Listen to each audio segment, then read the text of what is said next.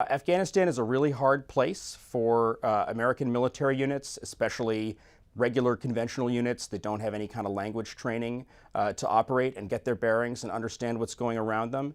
And the Pesh magnifies all those problems because whereas in most of Afghanistan, the languages that people speak are either Pashto or Dari, up in the Pesh Valley and its tributaries, there are a lot more languages. Korangali, Kalasha Allah, Gambiri. There are languages that have no written form, that only a few thousand people speak up in a little side valley where U.S. troops found themselves operating. And so interpreters really were a lifeline, not merely for just literally translating conversations between Americans and Afghans, but for helping Americans understand the nuances of what was going on around them, to read cues that they were not equipped to read, to untangle the details of minute local disputes that might seem inconsequential, but that often, in fact, were driving aspects of the insurgency. Bin Laden in 2004 released a videotape saying, hey, this was all a clever plan to suck the United States into the Middle East and bankrupt it. Well, there's no evidence that was his actual plan.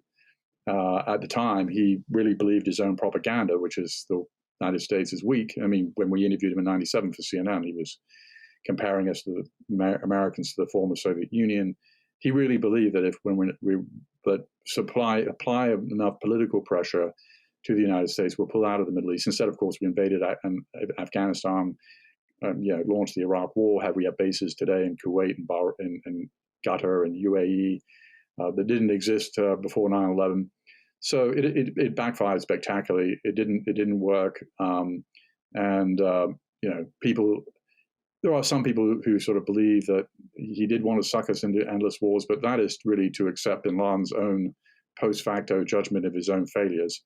As far as just the war in Afghanistan goes, we never should have fought it. The whole war on terrorism really should have been and could have been over by Christmas 2001 if the W. Bush administration had focused their efforts on either the extradition of al-Qaeda to America or another friendly country, or on targeting the guilty, the very small number of al-Qaeda fighters who are hiding out in Afghanistan.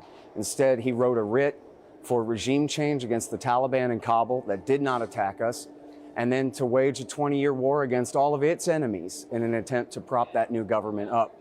And now after 20 years, they've admitted what's been true for at least 10, which is that the war is lost and the Taliban has won. And they never could have won that war.